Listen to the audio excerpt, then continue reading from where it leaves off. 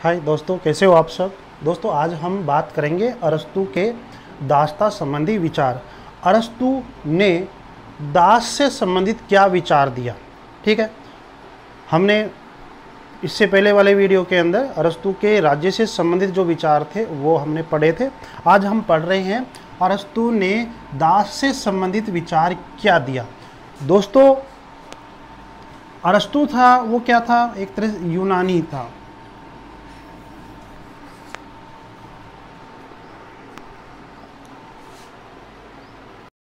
नमस्कार दोस्तों आज हम पढ़ेंगे अरस्तु के दास संबंधी विचार। अरस्तु ने दासता से संबंधित, गुलामी से संबंधित, दासता से संबंधित क्या विचार दिया उनके बारे में हम पढ़ने जा रहे हैं, ठीक है दोस्तों। ये दास संबंधी जो विचार है अरस्तु के दिमाग में कहाँ से आया? यूनानियों से आया था दोस्तों, यूनानियों से। कहाँ से आया? यूनानियों से। जब अरस्तु था तो उस समय यूनान बहुत सारे छोटे छोटे भागों में बटा हुआ था, ठीक है। तो यूनानियों में जो सामाजिक जो प्रवृत्ति थी, सामाजिक जो एक तरह से समाज था, उस सामाजिक व्यवस्था के अंदर ही क्या थी? दासता छुपी हुई थी, यानी दासता थी दोस्तों, दासता बनी हुई थी, ठीक है। वहाँ का समाज में आर्थिक व्यवस्था जो इनकम हुआ करती थी वहाँ के समाज में, वहाँ के परिवार में, तो वहाँ दास से ही हुआ करती थी। दास कुछ कमाता था तभी वह परिवार चला करता था, यानी कि वहाँ की सामाजिक व्यवस्था के अंदर ही क्या थी? दासता थी, दास प्रथा प्रचलित थी दोस्तों, ठीक है।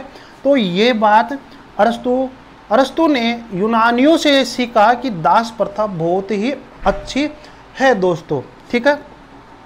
आगे ये यूनानियों में दास प्रथा क्यों थी? क्योंकि यूनानी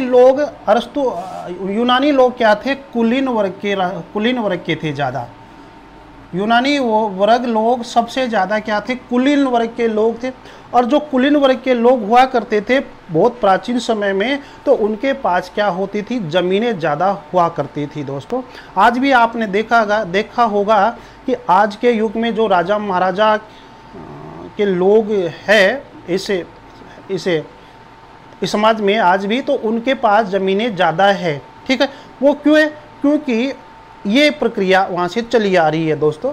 तो मैं ये करें कि कुलीन वर्ग जो था उनके पास क्या हुआ करती थी? ज़मीन होती थी, और ज़मीन पर खुद तो काम कभी करते नहीं थे।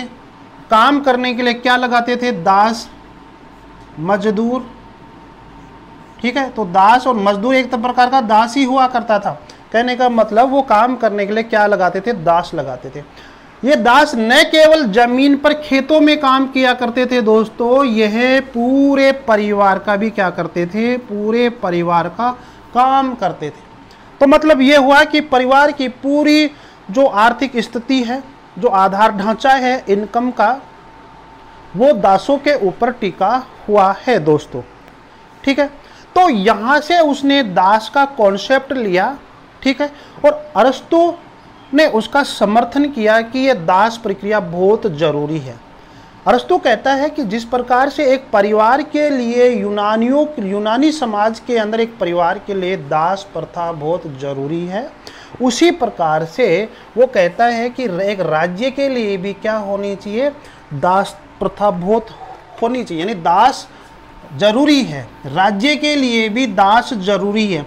यदि किसी राज्य के अंदर दास नहीं होंगे तो क्या नहीं होगा? उस राज्य का विकास नहीं होगा। तो वह जिस प्रकार से परिवार के लिए दास आवश्यक माना, परिवार के लिए दास आवश्यक माना, उसी प्रकार राज्य के लिए भी क्या है? दास आवश्यक है। राज्य के लिए भी क्या है दोस्तों? दास आवश्यक है दोस्तों। जिस प्रकार से परिवार के लिए दास आवश्यक होते हैं, उसी प्रकार से अरस्तु राज्य के लिए दास आवश्यक है। परिवार के लिए आवश्यकता पूरी करता है, उसी प्रकार से एक राज्य के लिए जो दास होते हैं, जैसे ये राज्य हैं, और इस राज्य के लिए दास क्या करेंगे? यहाँ पर आर्थिक व्यवस्था पूरी करेंगे, सामाजिक व्यवस्था पूरे करेंगे, एक राज्य की सामाजिक व्यवस्था, ठीक है। और जो राजनीतिक लोग होते हैं उनकी व्यवस्था को पूरा करेंगे, मतलब उनको अवकाश ग्रहण करवाएंगे राजनीतिक लोगों को। तो आर्थिक, सामाजिक, राजनीतिक और हम ये कहेंगे कि सांस्कृतिक, उत्पादक, यानी कि यदि अरस्तु ये कहना चाहता है यदि राज्य में आर्थिक इनकम की बढ़ोतरी करनी है तो दास चाहिए, लोगों में सामाजिक जीवन ऊंचा उठाना है तो सामाजिक जीवन क्यों उठेगा, जब लोग काम करेंगे तो ही, ठीक है, क्योंकि वो कुलीन वर्ग तो काम करेंगे नहीं, इसलिए कुलीन वर्ग को ऊपर उठाने के लिए अर्थात एक तरह से हम ये कहेंगे समाज को ऊपर उठाने के लिए दास बहुत जरूरी होता है। राजनीतिक व्यवस्था में लोगों को टाइम मिले, अवकाश ग्रहण कर ले ये लोग, तो इसलिए दास होना बहुत जरूरी है।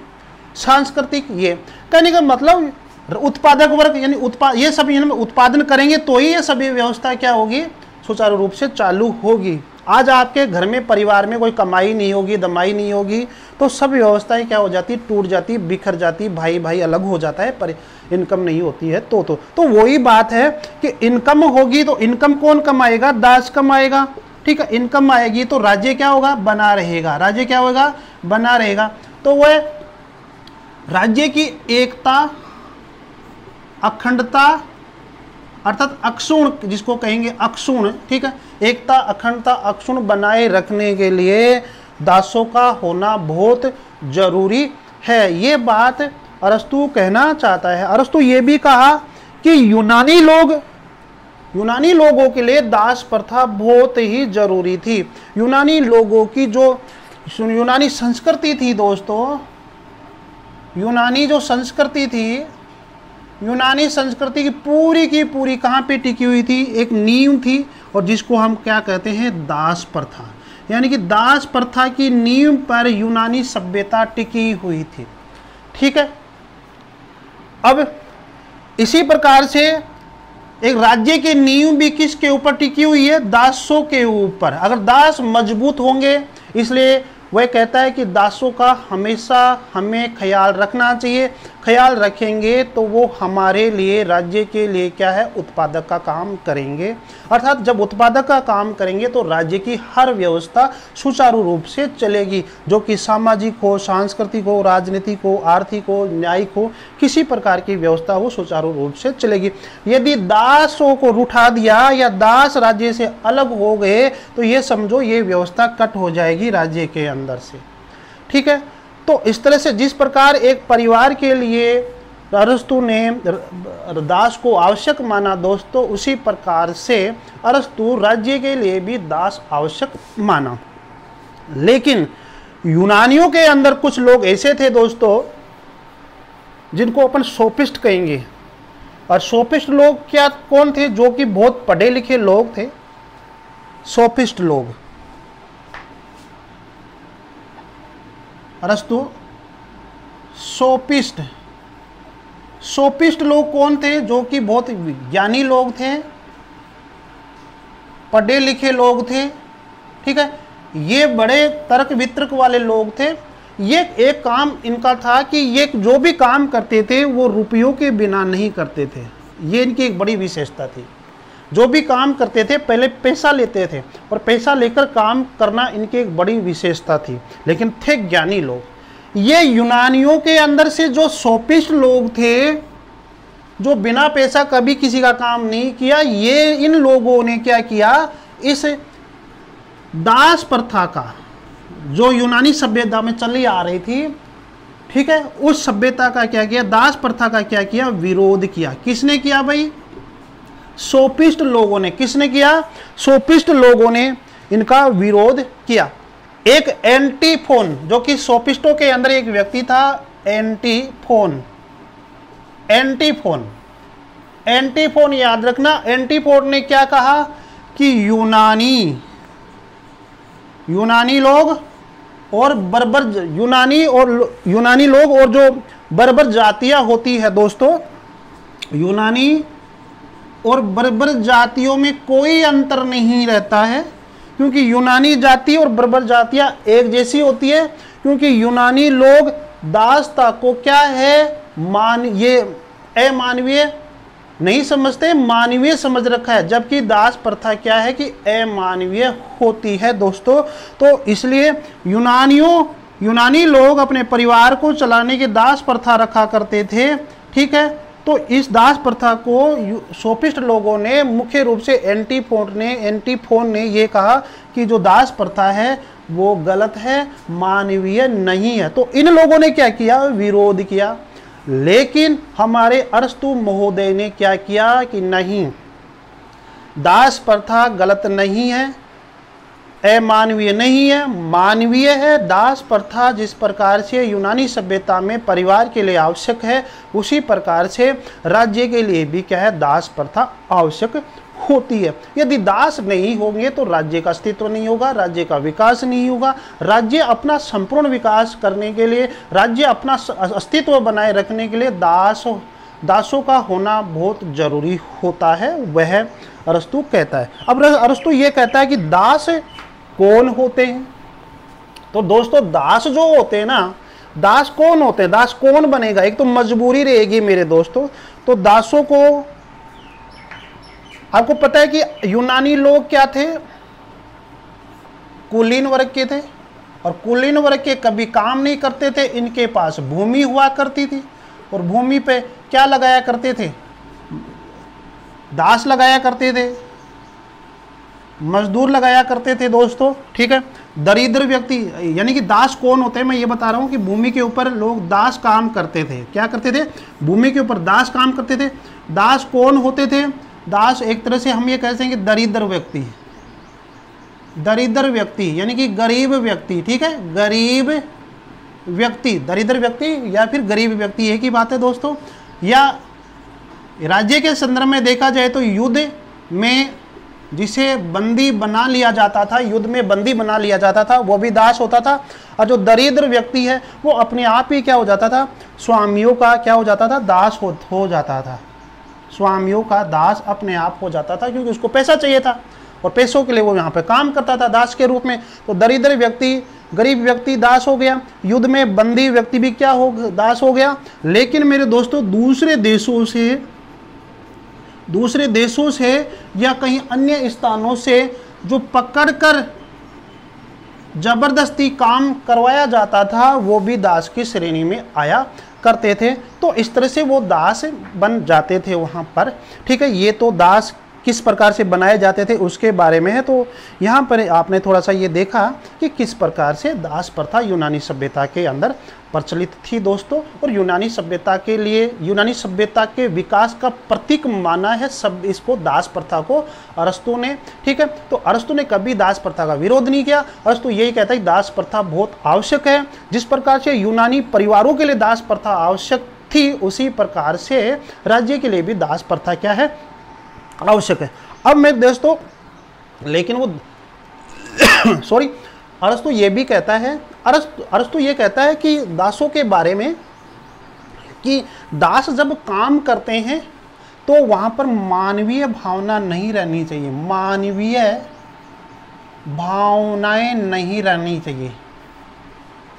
जब दास काम करता है तो उस समय उनके ऊपर मानवीय भावनाएं नहीं रहनी चाहिए ज़्यादा, क्योंकि मानवीय भावनाएं रहेंगी तो हम कहेंगे भाई आराम करो, काम मत करो, धीरे धीरे कर लेना, तो फिर प्रवृत्ति ऐसी ही बन जाती, फिर काम होता नहीं है। तो मानवीय भावना को थोड़ा कम करने के लिए कहा है। हालांकि वो कहते हैं कि मानवीय भावना होनी चाहिए, लेकिन इतनी ज़्यादा नहीं। तो वो कहते हैं कि मानवीय भावनाओं में आकर या घबरा कर, मानवीय भावनाओं से घबरा कर दासों को हटाना नहीं चाहिए।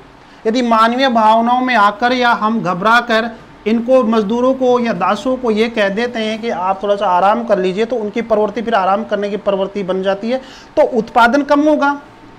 यदि मानवीय भावनाओं में पड़ जाता है और दासों को ये कहा जाए कि आप आराम कर लो आज, तो उत्पादक तो कम हो गया। जब उत्पादक कम हो गया मेरे दोस्तों, उत्पादन की प्रक्रिया, उत्पादन कम हो गया तो क्या होगा दोस्तों, तो राज्य का विकास नहीं हो पाएगा। सीधी सी बात है, राज्य का विकास नहीं हो पाएगा, ठीक है। एक समाज पूरी तरह से, समाज का पूरी तरह से विकास नहीं होगा। वो कहता है कि मानवता के साथ दासों को रखना चाहिए, लेकिन ऐसा भी नहीं है कि उनको पूरी छूट दी जाए। यदि छूट दी जाएगी तो फिर दास बने क्यों है, बने हैं तो फिर काम कौन करेगा, ठीक है। तो इस तरह से वो कहता है कि इनको काम करवाने के लिए मानवीय भावनाओं में ज़्यादा नहीं पड़ना चाहिए। हालांकि स्वामी का उसके ऊपर हाथ होना चाहिए, लेकिन ऐसा काम करने के प्रति, भाई काम करो, ऐसा नहीं कि उनको छूट दे दी तो उत्पादक काम कम नहीं होगा, उत्पादक कम होगा तो राज्य का विकास नहीं होगा। राज्य के विकास राज्य के तमाम प्रकार के विकास के लिए दासों का होना बहुत जरूरी है, ये अरस्तु मानता है। दोस्तों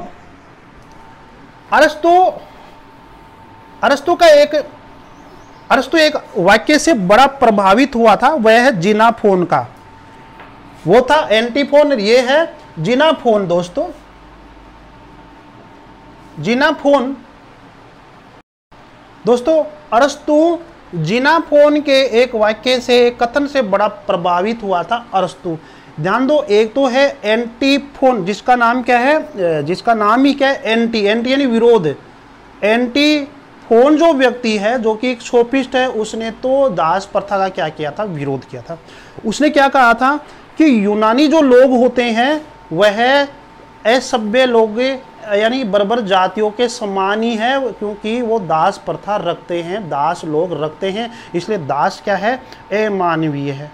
उसने तो एंटीफोन ने तो विरोध किया, लेकिन एक व्यक्ति जो कि यूनानियों में था, जीनाफोन, क्या था, जीनाफोन था, लेकिन वो सोफिस्ट नहीं था। ये मान लीजिए सोफिस्ट नहीं था, क्योंकि सोफिस्ट लोग तो विरोध कर रहे थे, उसको अमानवीय मान रहे थे दास प्रथा को, लेकिन ये सोफिस्ट नहीं था। इसका ना एक नाम समझ लीजिए, ये है जीनाफोन। जीनाफोन ने क्या कहा था कि मानव मात्र का यह शाश्वत नियम है कि विजित राज्यों के निवासियों की देह, जिन राज्यों को जीत लिया जाता है, उनकी देह तथा संपदा पर, देह तथा संपदा पर विजेताओं का अधिकार होता है। यानी कि एक राज्य जब दूसरे राज्य को जीत लेता है तो वहाँ के लोगों के ऊपर विजेता राष्ट्र का क्या हो जाता है, अधिकार हो जाता है, वहाँ के लोगों के ऊपर और वहाँ की तमाम प्रकार की संपदा पर, धन के ऊपर क्या हो जाता है, अधिकार हो जाता है। इस कथन से, इस जीनाफोन के कथन से अरस्तु बड़ा प्रभावित होता है और यही कहता है कि जो जीत लिया जाता है वह क्या बन जाता है, दास की श्रेणी में बन जाता है।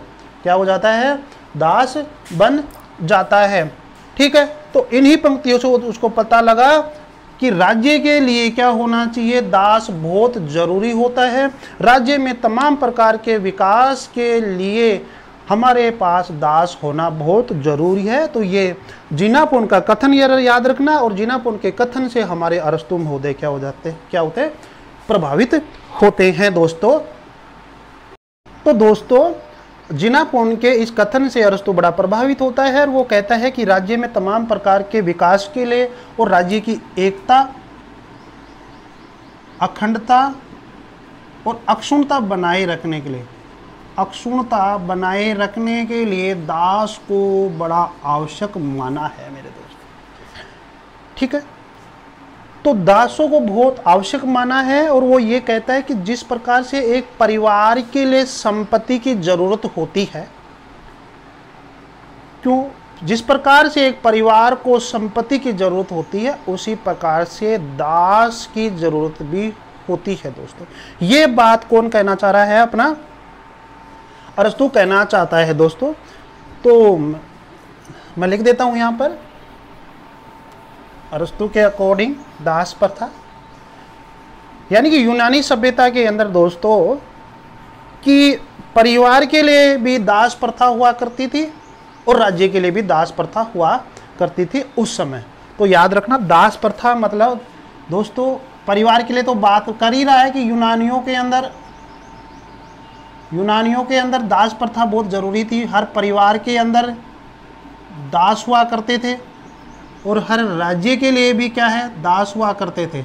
जब वो कहता है कि अब आपको पता है कि परिवार मिलकर क्या बनते हैं, ग्राम बनते हैं और ग्राम मिलकर क्या बनता है, राज्य बनता है। जब परिवार के अंदर दोस्तों जब दास प्रथा है तो स्वाभाविक रूप से राज्य में भी दास रहेंगे। जिस प्रकार से दास परिवार की आवश्यकता पूरी करता है उसी प्रकार से दास राज्य की आवश्यकता पूरी करेगा। ये बात है दोस्तों।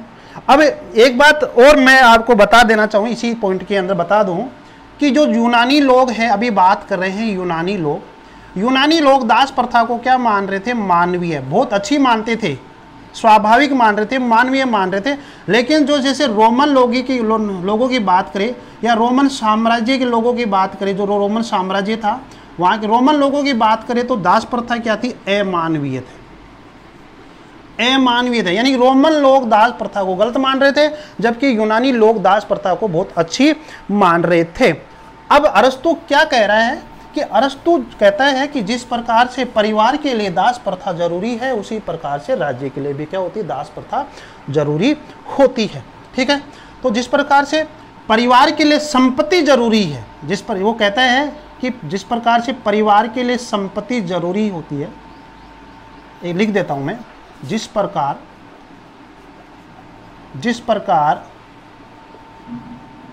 परिवार के लिए संपत्ति आवश्यक है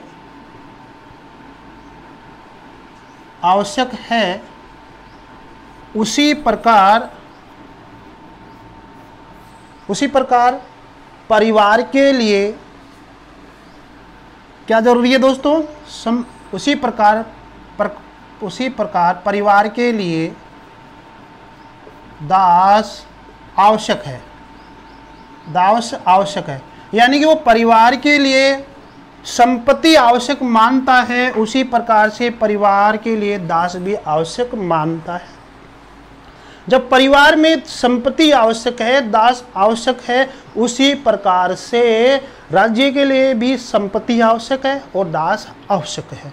क्योंकि वह परिवारों से ग्राम मानता है, ग्रामों से मिलकर क्या बनता है, राज्य बनता है। जब परिवार में संपत्ति की और दास की आवश्यकता होती है उसी प्रकार से राज्य में दास और संपत्ति की आवश्यकता होती है। ये आपके समझ में आ गया होगा। अब अरस्तु क्या कहता है कि जिस प्रकार जो संपत्ति होती है, इस संपत्ति को अरस्तु दो भागों में बांटता है दोस्तों। एक होती है सजीव संपत्ति और दूसरी कौन सी होती है दोस्तों, निर्जीव संपत्ति। अब हमें ये याद रखना होगा कि सजीव संपत्ति में क्या है और निर्जीव संपत्ति में क्या है। सजीव नाम से पता चल रहा है कि जिसमें जीव होगा वो सजीव संपत्ति होगी। और जीव जैसे हाथी, उस जमाने के अंदर हाथी घोड़ा चला करते थे दोस्तों, हाथी घोड़ा और एक पालतू जानवर जो कुत्ता होता था वो, तो हाथी घोड़ा कुत्ता और पशु, यानी पशु आ ही गया इसके अंदर, पशु सारे पशु आ गए मेरे दोस्तों। तो हाथी घोड़ा पशु कुत्ता और सजीव के अंदर और दास। और इसके अंदर हम मान सकते हैं एक चल संपत्ति भी। अब चल संपत्ति निर्जीव में, चल संपत्ति निर्जीव आ गई, सॉरी, क्योंकि जो मुद्रा होगी वो तो क्या हो गई, सजीव निर्जीव हो गई। तो हाथी घोड़ा कुत्ता पशु और दास, इन चीजों को वह सजीव संपत्ति मानता है। अब निर्जीव संपत्ति में जैसा माना जाए कि आपका घर है, आपका मकान है, आपकी भूमि है, ठीक है, और आपकी अचल संपत्ति, ठीक, घर मकान भूमि और अचल संपत्ति, ये क्या है, निर्जीव संपत्ति है दोस्तों। तो ये है, ये मानता है संपत्ति के प्रकार की। संपत्ति दो प्रकार की होती है, सजीव संपत्ति और निर्जीव संपत्ति। सजीव संपत्ति में हाथी घोड़ा कुत्ता पशु दास को सम्मिलित करता है और निर्जीव संपत्ति में घर मकान भूमि और अचल संपत्ति को सम्मिलित करता है। फिर ये कहता है कि जिस प्रकार से परिवार के लिए संपत्ति आवश्यक है, उसी प्रकार से दास भी बहुत जरूरी है। यानी कि दास को एक संपत्ति मानता है, संपत्ति। और कैसी संपत्ति मेरे दोस्तों, सजीव संपत्ति मानता है। तो वो कहता है कि जिस प्रकार से एक परिवार की आवश्यकताएं हाथी, घोड़ा, कुत्ता, पशु से होती है, उसी प्रकार से दास के द्वारा भी परिवार की आवश्यकता पूरी होती है। लेकिन दास में कुछ विवेक ज़्यादा होता है, कुछ बुद्धिमान होता है ये दास, क्योंकि व्यक्ति होता है ना, मनुष्य होता है दास, इसलिए विवेक और बुद्धिमान, थोड़ा सा बुद्धि और विवेक होता है, इसलिए वह हाथी, घोड़ा और कुत्ता जैसी जो सजीव संपत्ति है उससे इसको क्या करता है, अलग करता है, अलग रखता है। जहां पर हाथी, घोड़ा, कुत्ता, पशु बंधते हैं, उनकी तरह दासों को बांधा नहीं जाता है, क्योंकि उनमें अपनी तरह क्या होता है, विवेक होता है, लेकिन स्वामी की तुलना में कम होता है, इसलिए उनके लिए अलग रखा जाता है। लेकिन होते हैं वो सजीव संपत्ति के अंदर, लेकिन उनको अलग रखा जाता है। तो हम ये कह सकते हैं कि जो दास है, दासों को वो सबसे बड़ी सजीव संपत्ति मानता है, क्योंकि दास नहीं होंगे तो न तो पशु का काम चलेगा, क्योंकि पशु के लिए चारा कौन लेके आएगा, दास लेके आएगा। कुत्ता के लिए खाना कौन खिलवाएगा, दास खिलाएगा कुत्ता के लिए भी।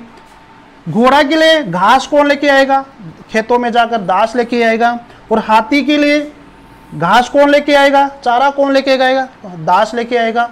और परिवार के लिए जो लोग होते हैं, परिवार में 5-10 जो भी लोग होते हैं, उनके लिए इनकम कौन कमाएगा, उत्पादक का काम कौन करेगा, दास करेगा। तो हम ये माने कि सजीव संपत्ति के अंदर जो दास होते हैं वो अच्छे होते हैं और सबसे ऊपर होते हैं। यदि दास नहीं होंगे तो इन बाकी सजीव संपत्ति का काम, सजीव संपत्ति भी नष्ट हो जाएगी, और उसमें रहने वाले, उस परिवार में रहने वाले जो लोग हैं वो भी क्या हो जाएंगे, एक तरह से नष्ट ही मानो, क्योंकि उनको कमाकर कौन देगा, दास होगा। इसलिए वह दासों को मतलब सजीव संपत्ति में से अच्छा मानता है। और यदि देखा जाए कि सजीव संपत्ति में से आधारभूत संपत्ति क्या है, तो दास ही है। दास नहीं होंगे तो ये संपत्ति काम की नहीं है, ये सब नष्ट हो जाएंगे। दोस्तों ये बात है। अब मैं आपको कुछ कथन बताता हूँ, ठीक है दोस्तों अरस्तु के कथन देखते हैं, दासता से संबंधित। दोस्तों अरस्तु क्या कहता है, स्वामी केवल दास का स्वामी है, स्वामी केवल दास का स्वामी है, स्वामी केवल दास का स्वामी है, दास का स्वामी है, स्वामी उसका दास नहीं है। यानी कि स्वामी कभी दास का स्वामी, दास का स्वामी होता है क्या, स्वामी उसका दास नहीं है। यानी कि स्वामी दास का स्वामी है, दास उसका स्वामी नहीं है। जबकि दास केवल अपने स्वामी का दास ही नहीं, दास केवल अपने स्वामी का दास ही नहीं, बल्कि अपने आप को पूर्ण रूप से उसी का ही मानता है, उसी का ही है, जो अपनी प्रकृति से ही अपना नहीं है। यानी कि जो दास होता है वह प्रकृति से ही अपना नहीं है, वो प्रकृति से ही स्वामी का होता है पूर्ण रूप से, बल्कि दूसरे का है। और फिर भी मनुष्य है, दूसरे का है फिर भी वह मनुष्य है, वह निश्चय ही स्वभाव से क्या है, दास है। वह दूसरे की संपत्ति है, उसके ऊपर दूसरे का कब्जा होता है। अर्थात स्वामी का दास के ऊपर हमेशा क्या होता है, पूर्ण रूप से कब्जा होता है, अधिकार होता है, ठीक है। यानी कि अरस्तु ये कहना चाहता है कि दास प्रकृति से क्या होते, दूसरे के होते हैं, दूसरे के अधीन होते हैं। मनुष्य जरूर होते हैं लेकिन दूसरे के अधीन होते हैं। अरस्तु और कथन क्या कहता है, संपत्ति वास्तव में सजीव और निर्जीव उपकरणों का समूह है। अभी मैंने आपको बताया था दास संपत्ति का सजीव उपकरण है, यह भी बात सही है। जिस प्रकार कुछ उपकरण अन्य उपकरणों से बड़े चढ़े होते हैं, उसी प्रकार दास जो कि सजीव उपकरण है वह अन्य निर्जीव उपकरणों की तुलना में अग्रणी है। यानी कि हम ये माने कि दो दास है वह निर्जीव और सजीव दोनों उपकरणों से ही कहीं ना कहीं क्या है, बढ़कर है।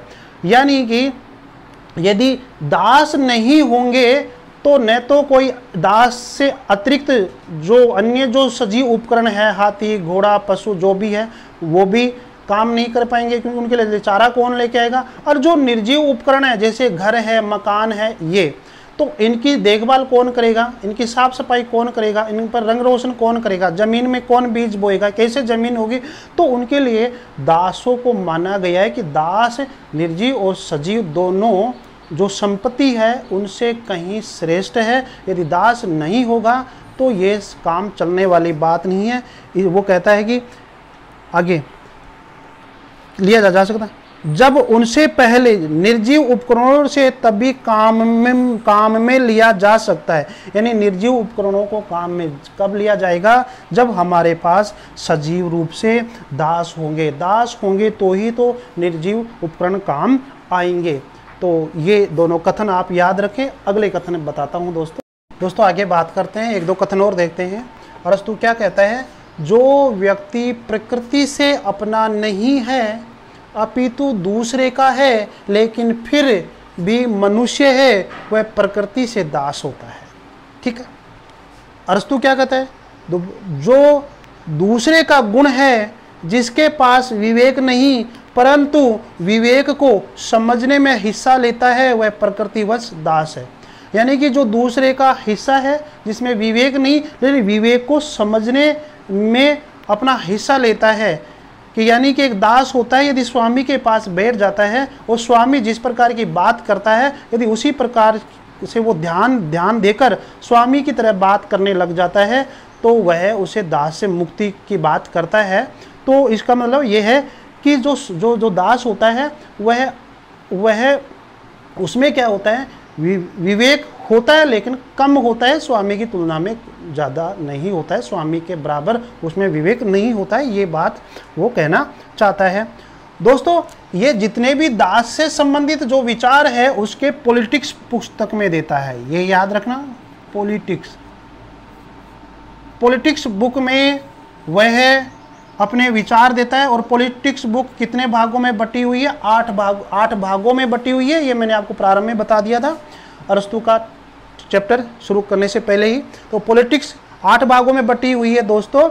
और निष्कर्ष के रूप में ये कह सकते हैं कि इसका निष्कर्ष हम 3 रूप से निकाल सकते हैं कि वह मनुष्य होते हुए भी, यानी दास मनुष्य होते हुए भी संपत्ति की एक वस्तु है, संपत्ति की वस्तु है और दूसरे के अधीन रहता है, वह दास है। जो व्यक्ति अपनी प्रकृति से अपना नहीं है बल्कि किसी दूसरे का है, फिर भी वह मनुष्य, वह दास है। ये वाली बात आ गई। 3 नंबर पर, वह संपत्ति की वस्तु है जो कार्य का उपकरण है, कार्य करने का उपकरण है।